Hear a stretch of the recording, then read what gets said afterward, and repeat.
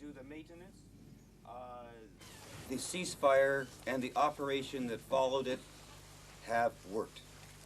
What we are now into is a situation of consolidation and cleanup, fine-tuning of the last few steps, and then we are going on into new phases beyond that.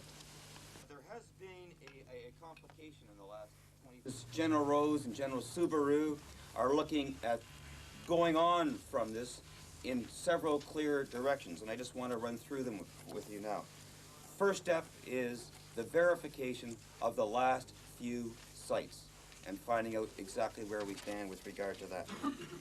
The next phase, which we expect to start today, is going to include the collection of isolated weapons that have been left for all the reasons that have already been described at various points, and the bringing of those to regroupment, the official 8 regroupment sites on the BSA side. Well, first of all, the heavy artillery is still not removed from the hills, and I think, you know, I have mixed feelings. You understand what I mean?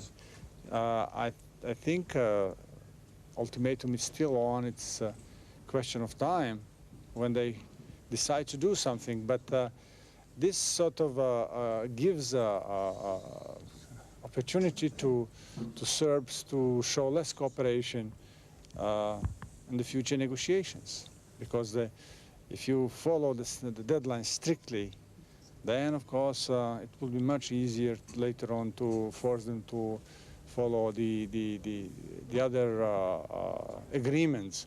But it was quite obvious that for 8 days they ignore NATO ultimatum, that the UN people use NATO ultimatum or NATO declaration as a bargaining paper to talk to Serbs, and that diffused the issue. So they didn't meet the deadline. Now it's up to NATO how to, you know, to manage this. Well, it was a very good night. I had a very good night's sleep, and as of this morning, the Russian battalion is in place. Things are stable and under control. So I'm satisfied, and I'm going back to Zagreb, ready to come again to Sarajevo if things go wrong. Yesterday, I had a rather lengthy conversation with some Bosnian Serb political leaders and their generals, and they satisfied me that they're going to fully comply with the promises they gave us on the basis of our arrangements. So our troops are in stability, weapons have moved out or under control of UNPROFOR, very good contact between the Bosnian Serbs and UNPROFOR, a very good contact between us and UNPROFOR and Bosnian Serbs. So there is considerable safety net. Things are moving towards more stable peace and normalcy in Sarajevo.